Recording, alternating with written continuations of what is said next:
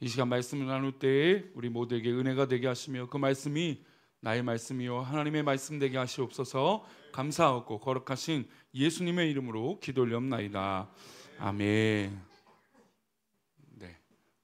요즘 여름 감기가 무섭고 또 많이들 걸리신데 건강 유의하시고, 뭐 말복이 이제 지나면 조금 이제 찬바람이 부는 것 같긴 해요. 어제 보니까 살짝 새벽에 보니까 조금 더 시원해진 것 같은데, 또 늦 여름이 어떻게 올지 모르겠지만 어쨌든 이 여름들을 잘 보내시고 또 이번 주에 있을 우리 청년부 소년에게도 은혜가 넘칠 줄 믿습니다. 어떤 일이 좋아지면 반대로 멀어지는 일이 있습니다. 하지 않는 것이 있죠. 그러니까 예를 들어서 뭔가 내가 좋아한다, 뭐 그 좋아하는 것들이 생기면 그와 더불어서 하지 못하는 것들이 생깁니다. 왜 갑자기 기침이 이렇게 막 퍼지듯이. 네, 알겠습니다. 그래서 이제 보통 우리는 이 말에 저는 사실 동의하지 않고, 아마 여기 있는 분들도 대부분 동의하지 않는 표현이지만, 가끔 이제 TV를 보거나 어떤 게 보면 이런 표현들이 나와요. 이제 싱글이거나 결혼하지 않는 분들이 이런 얘기를 해요. 결혼하면 끝이다, 그런 얘기를 해요. 결혼하면 끝이다가 여러 가지 의미가 있는 것 같아요. 그런데 이 얘기는 뭐냐면, 결혼하면 이제 혼자 살았던 솔로였을 때의 어떤 그게 정말 자기가 편한 것인지 저는 아직도 궁금해요. 모르겠어요. 그리고 뭐 요즘 TV에는 혼자 지내는 프로그램들, 이런 것들이 좀 많아져서 마치 이제 혼자 지내는 것이 되게 아름답고 이 뭐 좋은 것으로 포장이 많이 돼서, 물론 뭐 혼자 지낼 수 있다면야 뭐 지내는 것이 뭐 그럴 수 있다 할 수 있지만, 그것이 또 뭐 자신의 삶이 그럴 수 있다면 인정할 수는 있지만, 근데 그게 아니라면 근데 그것이 혼자 있는 게 굳이 포장될 정도로 저런 것인가? 라고 저는 개인적으로 의문을 갖습니다. 근데 어쨌든 그런 사람들이 그런 표현을 써요. 결혼하면 끝이다. 결혼하면 왜 끝일까요? 당연히 이제 부부 생활을 하게 되고, 같이 이제 둘이 한 몸이 되며 생활을 하게 되고, 또 아이가 태어나면 아이를 키우기 위해서 여러 가지 개인이 또 자기가 하고 있는 것들을 포기해야 됩니다.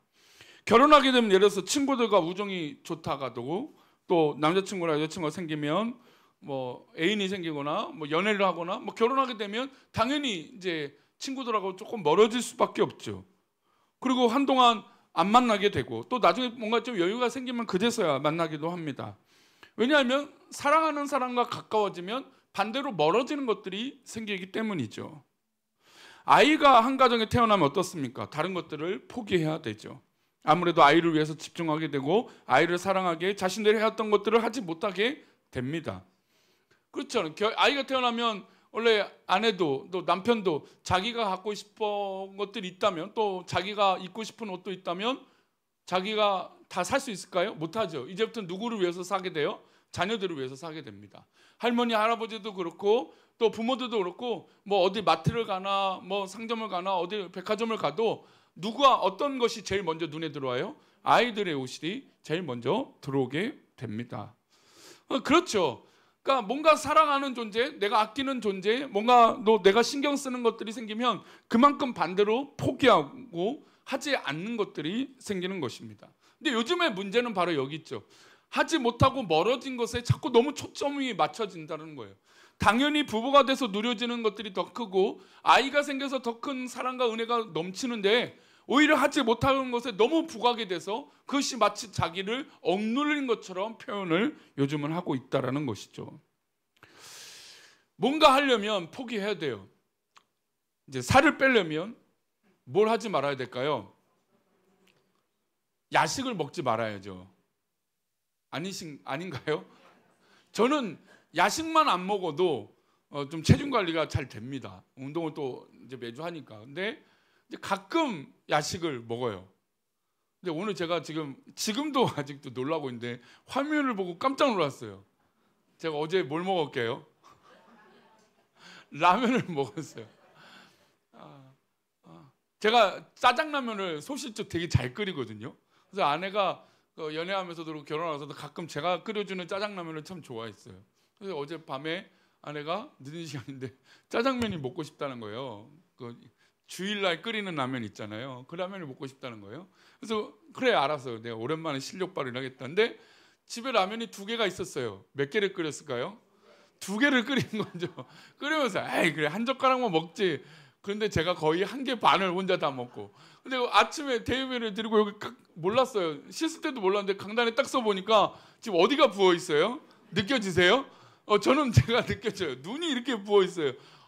제가 깜짝 놀랐습니다. 역시 이 라면은 이래서 안 되는구나. 오늘도 아침에 보니까 체중계를 매일 아침 이렇게 재서 올라는데 생각보다 많이 찌더라고요. 그래서 이게 야식이 이래서 무서운 거구나 생각이 들었습니다. 근데 만약에 뭐 체중 관리를 하든 건강을 위해서도 하죠. 건강을 위해서도 체중 조절을 해야 됩니다. 근데 물론 뭐 이렇게 다이어트가 무조건 뭐 좋다 그러면 즐겁게 행복하게 먹는 것이 좋겠죠. 근데 이제 건강상의 어떤 염려가 있다면 당연히 체중 조절을 해야 됩니다. 그러면 하지 말아야 될 것들이 있다라는 거죠. 과식을 하지 말다든지 급하게 먹지 말아야 한다든지 아니면 밤 늦게 먹지 말아야 되는 겁니다. 그래야 더 건강해질 수 있는 것이죠. 예를 들어 아이를 보는데 아이랑 이제 밥을 먹습니다. 이제 하지 말아야 될 것들이 있어요. 근데 지난주 저희가 이제 한 가정을 또 만났는데 미국에 생활을 하다가 이제 잠시 이제 한국에 들어왔어요. 그래서 한국에 들어왔는데 아이가 이제 둘이에요. 그것도 남자아이가 둘인 거예요. 이제 4살, 이제 뭐 1살 이렇게 된 아이들이죠.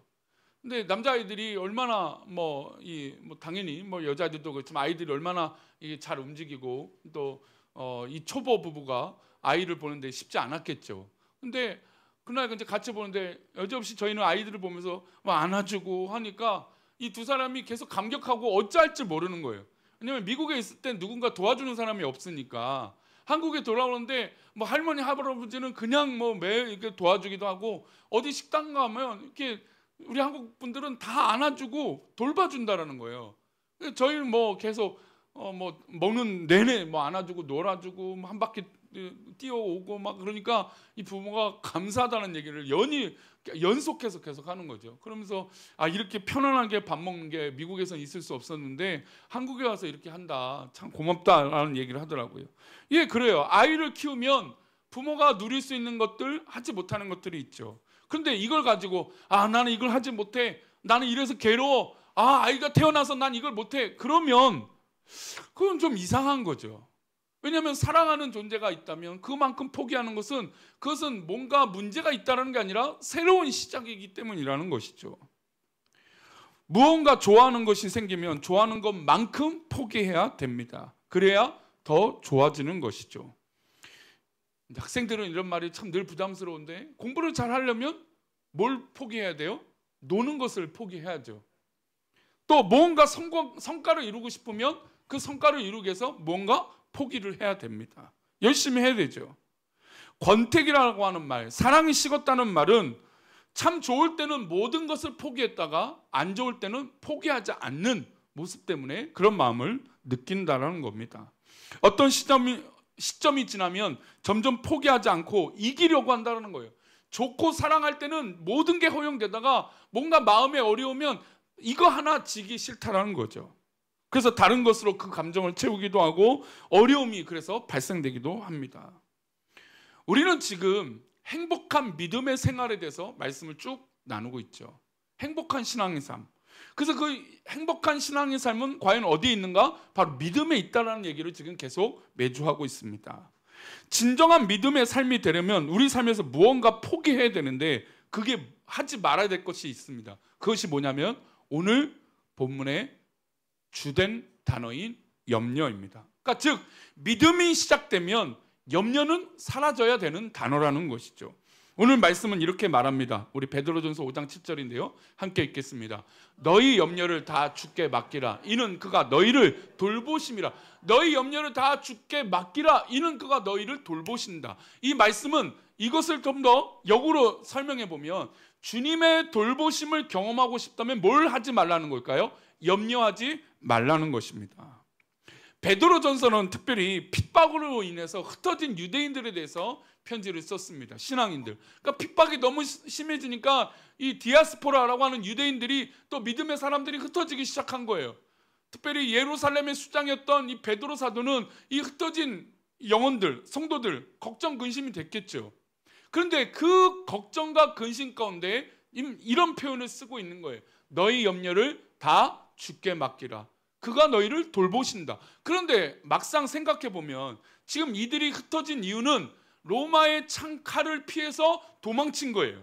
그렇다면 이 목회자의 입장으로서 이 총은 그 당시 없겠지만 칼과 창과 무기가 이들 앞에 있는데, 이들을 공격하려고 오고 있는데, 이 두려운 것들이 이것이 있는데, 이런 말보다는 어떤 말이 좋을까요? 자, 이제 얼마 있으면 또 우리 정보력을 통해서 보니까 핍박이 또 일어날 수 있습니다. 잘 견디십시오. 잘 피하십시오. 이런 얘기를 하는 게 더 맞는 거 아니겠습니까? 그런데 그 얘기를 하는 게 아니라 염려를 다 주께 맡겨라. 그러면 우리 주님께서 너희를 돌보실 것이다. 그럼 여기서는 어떤 의미가 있냐면 지금 나는 지금 칼에 죽을 수 있는 위기 가운데 있는데, 아니 우리 목사님은, 우리 베드로 사도는 지금 그거 생각하지 말고 죽고 사는 문제가 아니라 염려를 주께 맡기라는 것이에요. 그러면 뭔가 이들 가운데 실제적인 삶을 생각하는 사람들을 생각할 때는 베드로 사도는 전혀 지금 현실 감각이 없네. 우리 지금 이렇게 너무 힘들고 어려운데 왜 이런 말을 하는 것이지? 그런 생각을 할 수도 있다는 겁니다. 우리가 최선을 다해서 삶을 살아갑니다. 열심히 살아가죠. 그런데 노력을 합니다. 하지만 염려라고 하는 것이 노력한다고 없어질까요? 그것은 또 아니라는 겁니다. 예를 들어서 병원을 가려고 합니다. 병원을 가려고 하면 염려가 되죠. 걱정이 됩니다. 그런데 염려한다고 내 병이 그냥 고쳐질까요? 아닙니다. 아픈 데를 꼬매야 되고, 찢어진 데를 꼬매야 되고, 아픈 데를 수술해야 되고, 치료하는 약을 발라야 되는 것이죠. 그런데 단순히 염려를 하지 말라는 것이 아니라 또 어디에 맡기라고 말씀하고 있어요? 주님께 맡기라는 겁니다. 그러면 반대로 염려는 결국 누구랑 멀어지는 걸까요? 주님과 멀어진다는 겁니다. 그래서 믿음의 반대말은 안 믿는다라고 아니라 믿음의 반대말은 염려라고 말하고 있는 것이죠. 염려를 주님께 맡기면 주님의 돌보심을 경험할 수 있다는 것을 우리 성도들이 다 고백하시기를 축원합니다. 이 말씀, 이 주님의 돌보심을 받으려면 염려하지 말라. 조지 물러 목사님은 5만 번의 기도에 응답받은 것으로 유명하신 우리 설교가이죠. 근데 그가 유명한 말 중에 이런 표현을 했어요. 염려의 시작은 믿음의 끝이고 믿음의 시작은 염려의 끝이다. 그러니까 염려가 막 많아지면 믿음이 없어지고, 믿음이 막 풍성해지고 시작되면 염려는 사그라든다라는 것이죠. 이 얘기 듣고 이 표현을 보고 내가 이 표현을 그대로 우리 설교 제목으로 써야겠다. 그러면서 이 염려라고 하는 단어를 한번 고민해 봤어요. 왜냐하면 이 염려가 믿음의 반대이기 때문에 염려를 어떻게 하면 없앨 수 있을까? 염려를 왜 어떻게 하면 안 할 수 있을까? 물론 우리는 걱정과 또 염려들을 하잖아요. 그럼에도 불구하고 이 염려와 걱정이 하나님께서 기뻐하시지 않는다라는 거예요. 그래서 원어를 한번 봤어요. 영어는 worry라고 하는 거잖아요. 우리가 잘 알고 있는 worry. 이 worry의 뜻이, 이 원어의 뜻이 무엇이냐면, 이 어원을 따져보니까 좀 무서운 단어예요. 사실은 목을 조르다에서 이 어원이 나왔어요. worry가 굉장히 무섭죠. 목을 조르다. 뭐 죽었는지 살았는지 그 결과는 나와 있지 않지만 목을 조르다에서 나와 있어요. 그러면 염려는 누구의 목을 조르는 거예요? 나의 목을 조른다는 거죠. 염려를 하면 할수록 내 신앙의 목을 조르기 시작한다는 겁니다. 숨을 쉴 수 없게 된다는 거죠.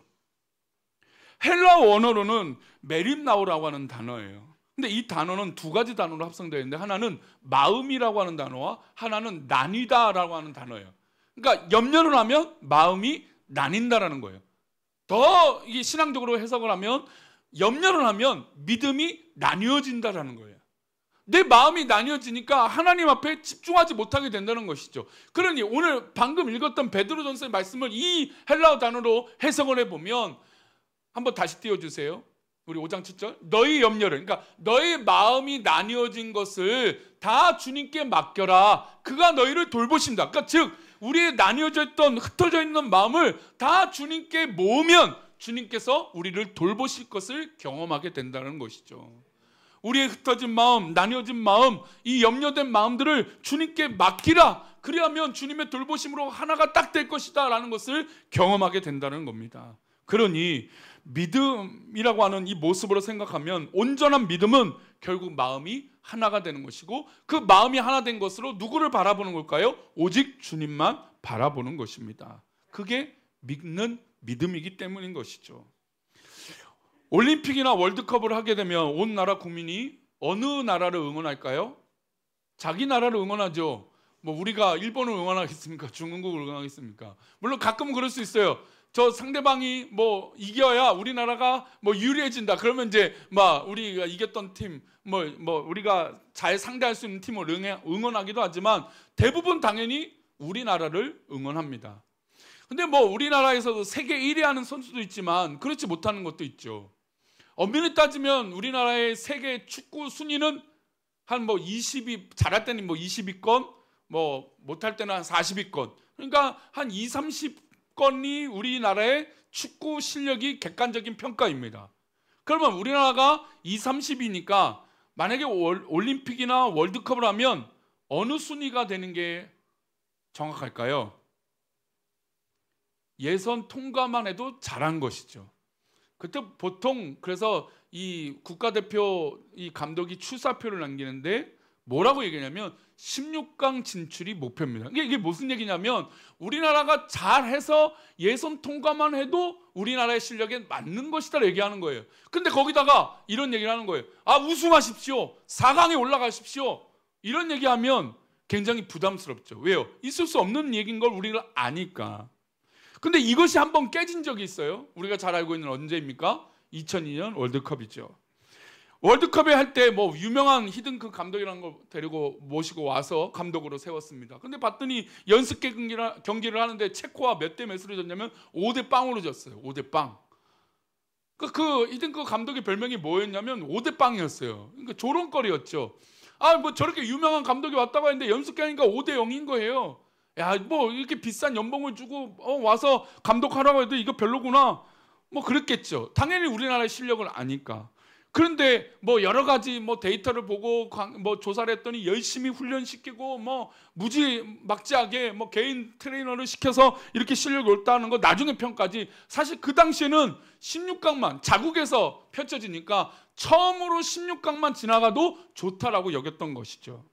그런데 예선전을 하는데 폴란드를 이깁니다. 그리고 미국하고는 좀 답답했지만 비겼습니다. 그리고 극적인 것은 포르투갈을 이겼습니다.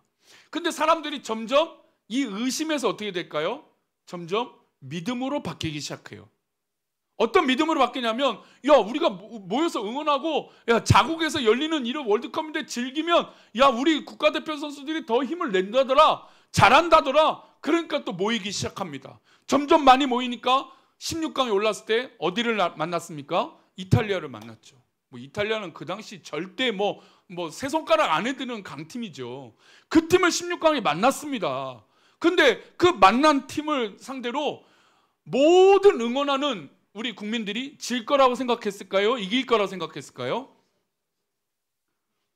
질 거라고 응원하지 않았습니다. 이길 거라고 응원하는 거예요. 여러분, 응원하는데 누가 질 거라고 아이고 저라 이럴 수 않잖아요.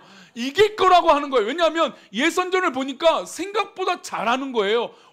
전술, 저 5대 0이었던 감독이 뭔가 잘하고 있다는 걸 느끼기 시작한 거죠. 그리고 선수들도 보니까 기대하지 않았던 누구예요? 박지성 같은, 우린 전혀 이름도 몰랐던 그 선수가 종횡무진 뛰어다니는데 포르투갈전에서는 너무나 역대급으로 골을 멋지게 넣는 거죠. 그러니까 사람들이 의심이 점점 사라지는 거예요. 그리고 우리가 응원하면 더 잘 될 수도 있겠다 생각하고 진짜 페널티킥을 실축한 안정환 선수가, 상대 수비수보다 키도 크지 않는 이 안정환 선수가, 우린 남자들은 보통 그렇게 생각하세요. 얼굴값 한다고 하는 이 안정환 선수가 결승골을 넣은 거예요. 그것도 헤딩으로. 그러니까 말도 안 되는 일이 일어난 거죠. 16강은 지났습니다. 8강에 됐습니다. 역시 유럽 상대, 스페인이면 무적 함대라고 불리는 팀이에요. 치열한 공방 끝에 뭘로 이겼습니까? 페널티킥으로 이겼어요. 기억이 잘 안 나세요? 관심 없어요? 근데 그때 거리로 나와서 응원한 사람이 셀 수도 없이 많았어요. 거기에 모였던 사람들은 야, 저라 한 게 아니라 이길 수 있다라고 끝까지 했죠.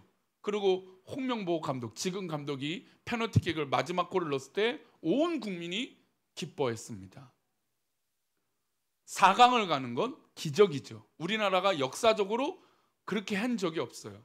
물론 우리 홈이니까 홈 어드밴티지도 있었겠죠. 그럼 어찌됐든 그게 뭐 쉽습니까? 그렇게 하려도 어려운 거죠.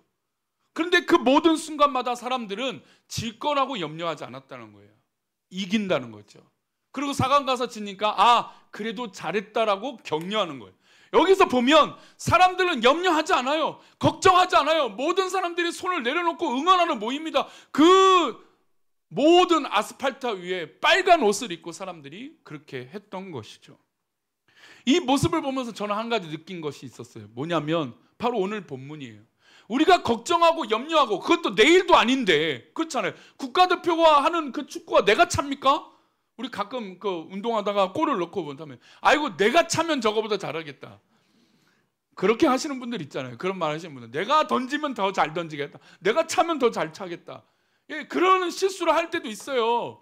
근데 그런 우리 축구가 그랬잖아요. 골문 앞에서 정말 그냥 대기만 하면 골 넣는데 골대 위로 날려버리는 뻥축구 유명했잖아요. 그런데 이 팀이 4강을 가는 모습을 보고 사람들이 염려하거나 의심하는 것이 아니라 온 사람들이 한 마음이 됐다는 거예요. 그러면서 깨달은 게 바로 이거예요. 믿음이란 바로 이런 거구나. 내가 우리 주님을 믿으면, 믿는다라는 건 염려하거나 부정하거나 걱정하는 것이 아니라 오직 하나님 하실 일을 믿는 거구나.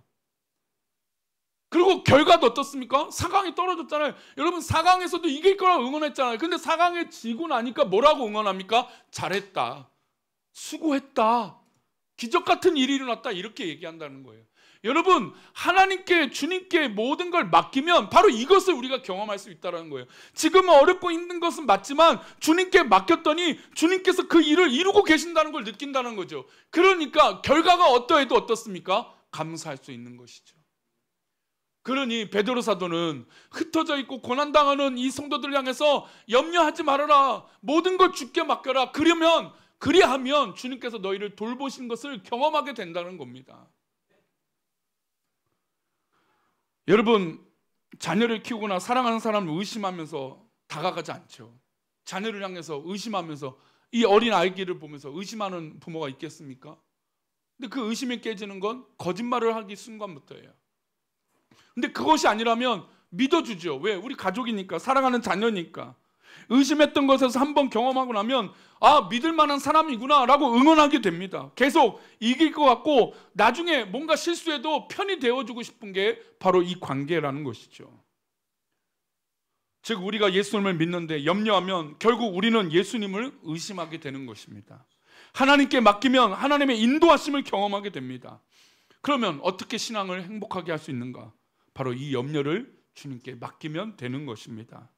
예수님은 염려라는 것을 엄중하게 표현하세요. 예수님도 이 염려라고 하는 단어가, 성경에 염려라고 하는 단어가 한 54회 정도 기록되어 있는데, 이 염려라고 하는 단어가 전반적으로 엄중하게 써요. 그러니까 염려하지 마라 이렇게 부드럽게 아니라 염려하지 말라라고 하는 강조로 대부분 쓰여져요.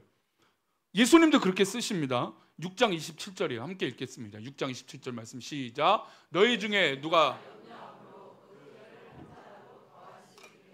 이 헬라어 단어는 키라고 하는 단어가 실제 사람이 키라고 할 수 있어요. 요즘 뭐 병원에, 그러니까 이번 주에도 미국에서 왔던 친구를 만났다고 했잖아요. 후배를 만났는데 제일 먼저 간 게 이 아이가 얼마나 크는지 검사하고 왔대요. 생각보다 잘 안 먹고 입이 짧아서 아이가 걱정되니까, 미국에는 뭐 엄두도 못 대고 검사도 안 하고 하지도 않는 검사예요. 근데 우리나라는 어릴 때 다 무슨 검사를 해요? 이 아이가 얼마나, 한방을 하든 양약을 하든 다 검사를 해요. 얼마나 이 키에 대해서 관심이 많은지 몰라요. 근데 이 키라고 하는 단어가 그 키인 단어이기도 하고 또 다른 뜻이 있는데 생명이라고 하는 단어예요. 그러니까 너희 중에 누가 염려함으로 그 키를 키울 수 있는 사람이 있냐, 염려함으로 누가 그 생명을 연장할 수 있는 사람이 있느냐라고 예수님이 말씀하고 있는 것이죠. 이 표현은 부드러운 표현이 아니라 어떤 표현이라고요? 엄중한 표현이라는 거예요. 그러니까 예수님도 염려는 아무 의미가 없다라는 것을 지금 얘기하고 있는 것이죠. 그래서 그 키나 그 생명도 연장할 수 없는 게 우리 인생인데, 염려해봤자 할 수 없는 것들이 있는데 왜 염려하냐? 이것이죠. 예수님은 염려하는 것을 믿음이 작은 자들이라고 또한 표현도 하십니다. 우리 30절 말씀 볼까요? 30절입니다. 오늘 있다가 내일 아궁이에 던져지는 들풀도 하나님이 이렇게 입히시거늘 하물며 너희일까 보냐. 믿음이 작은 자들아. 그러니까 염려하는 자들이 결국 염려를 하는데 오늘 뭘 먹을까, 뭘 입을까, 뭐 어떻게 할까, 이 걱정들을 하는 거예요. 그런데 그들을 향해서 그들의 믿음이 뭐라고 얘기하고 있습니까? 말씀하십니까? 예수님이 믿음이 작은 자들아. 그러니까 염려를 하면 믿음이 작아지고 없어진다는 것이죠. 그래서 31절 이어서 이 예수님께서 이 말씀을 하세요. 우리가 잘 알고 있는 말씀이죠. 함께 읽겠습니다. 그러므로 염려하여 이르기를 무엇을 먹을까, 무엇을 마실까, 무엇을 입을까 하지 말라. 저는 이 단어가 예전에는 좀 실제적인 단어였어요. 목회자로 살면서, 목사로 살면서, 전도사로 살면서 무엇을 먹을까, 무엇을 마실까, 무엇을 입을까, 이게 너무 저를 짓누르는 거예요. 결혼하고 나니까 사실 그전에는 아무 생각도 없었어요. 어떤 생각 없었냐면 그냥 잘 부모님하고 살고 뭐 잘 살고 아무 문제 없을 거라 생각했어요. 근데 결혼하고 나니까 가정을 지켜야 되는구나. 저는 어릴 때 그걸 몰랐어요. 가정을 내가 이끌어야 되구나. 제가 가끔 그 얘기를 하지만 제가 연애를 일찍 했기 때문에 아내가 제 대학교, 신학교 학비를 대준 적이 있어요. 참 이렇게 생각하니까 참 되게 부끄럽네요. 제가 예전에는 그 생각 안 했는데 그것도 이것도 하나님 은혜라고 저는 그렇게 철없이 생각했어요. 근데 지금 생각하니까 어떻게 그렇게 생각이 없었을까 나는. 그러니까 전도사 사례비가 아시다시피 별로 안 되니까 그걸로 학비를 댈 수 없죠. 근데 연애를 하면서 아내에게 모든 걸 다 맡겼어요. 살림을. 그것도 되게 떳떳하죠. 근데 이 단어가 액면적으로 저는 그렇게 생각이 되었어요. 그냥 보여지는 단어로 그래 목사는 무엇을 먹을까 염려하나 이거 하는 거 아니다. 그렇게 생각을 했어요. 그런데 이 단어는 실제적으로 먹을 거 입을 거라고 하는 것도 포함되겠지만 무엇보다 믿음의 염려가 생기면 안 된다라는 것을 더욱더 나중에 깨닫게 되죠. 그래 이 염려를 계속하자니까. 그러니까 실제로도 그랬어요. 스웨덴에 갔을 때도 먹을 거 입을 거는 그래도 막 주시는 분들이 많았어요. 그냥 거기는 세컨 마켓이라고 중고 물품 이렇게 나누는 게 너무 활성화 잘 됐으니까 지금 우리나라는 당근이라고 많이 하잖아요, 그렇죠? 근데 이렇게 하는데 주시는 게 너무 많았어요. 그런 건 있는데, 근데 당장 식료품 사는 거, 먹을 게 문제인 거예요. 어떡하지? 그거 진짜 피폐해지더라고요. 걱정이 많아져요. 염려가 돼요. 그래서 이건 안 되겠다. 그래서 그 염려를 바꾸고자 했다. 하나님 채워주시면 또 경험했죠. 근데 저는 대부분 염려가 진짜 그렇게 먹을까 마실까 이 단어로만 꽂혀 있었어요. 그런데 그게 아니라는 것이죠. 이 염려가 심해지니까 자꾸 하나님을 불신하게 돼요. 염려가 가득해지니까 하나님께 기도하지 않은 거예요. 오히려 하나님을 먼저 찾으면 되는데 하나님을 찾는 것보다 염려가 더 많아지는 거예요. 염려가 많아지면 뭔가 해결될 줄 알았더니 해결이 될까요? 해결되지 않는 거예요. 그래서 예수님께서는 그런 말씀하시는 거예요. 무엇을 먹을까, 무엇을 마실까, 무엇을 입을까 염려하지 말아라. 믿음이 작은 자들아. 무엇을 먹고 무엇을 마시고 입을까라고 하는 이 근본적인 생각조차도 요즘같이 잘 먹고 잘 마시는 잘 입는 시대에 여러분 보세요. 염려가 더 적어졌습니까? 아니잖아요. 요즘같이 더 풍요로운 시대인데 더 염려가 많아졌다는 거예요. 왜 그럴까요? 우리가 최선을 다해서 벌고 있고 최선을 다해서 일하고 있고 최선을 다해서 먹고 있고 입고 있는데 이 근본적인 염려, 즉 신앙과 멀어진 염려를 하고 있다라는 겁니다. 우리 성도님들 먹는 것 때문에 요즘 염려하시는 분들 있어요. 더 잘 먹으려고 염려하죠. 더 좋은 거 먹어보고 안 먹은 거 먹어보려고 하죠. 우리가 사람을 만나는데 염려스러운 사람을 만나면 걱정이 됩니다. 요즘 교회들이 세상의 염려가 되고 있어 참 안타깝죠. 목사도 그렇습니다. 믿지 못하게 하는 것들이 참 많아요. 하지만 정말 예수를 믿는다면 우리는 염려하지 말고 온전히 믿어야 된다는 겁니다. 누구를 믿어요? 오직 우리 하나님, 우리 주님을 믿는 거예요. 이 역사 가운데 역사하실 우리 주님을 믿는 것이죠. 그러면 염려가 끝이라는 겁니다. 여러분 믿음이 시작되면 뭐가 끝이라고요? 염려가 끝이라는 거예요. 반대로 염려가 시작하면 뭐가 끝이라고요? 믿음이 끝난다는 걸 우리는 잊지 말아야 됩니다. 그러니 무엇보다 우리 삶에서 주님을 만나는 경험이 필요합니다. 고난 속에 어려운 속에 힘든 것 속에 주님을 오히려 만나야 돼요. 주님을 만나면 염려가 없어지게 됩니다. 그래서 기도는 누구한테 맡기는 거죠? 하나님께 맡기는 거예요. 무책임한 것이 아닙니다. 절대자이신, 절대 전능하신 우리 하나님께 맡기는 것이죠. 나보다 더 놀라우신 하나님의 그 능력을 믿고 기도하는 것입니다. 내가 최선을 다해서 행동하고 열심히 삽니다. 그리고 하나님께 맡기는 거예요. 염려한다고 해결되는 것이 아니니 오늘도 하나님께 맡기는 것이 우리에게 믿음의 모습으로 나오는 것입니다.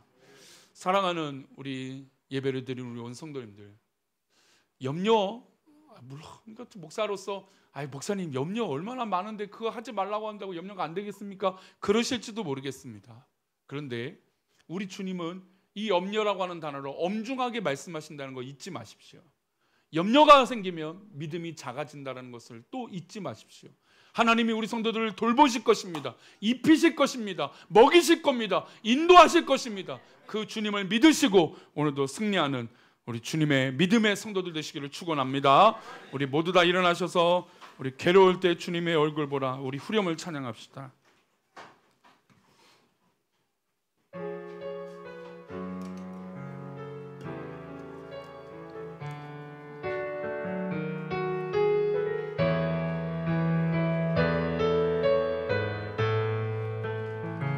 눈을 들어 아멘 주를 보라 내 모든 염려 주께 맡겨라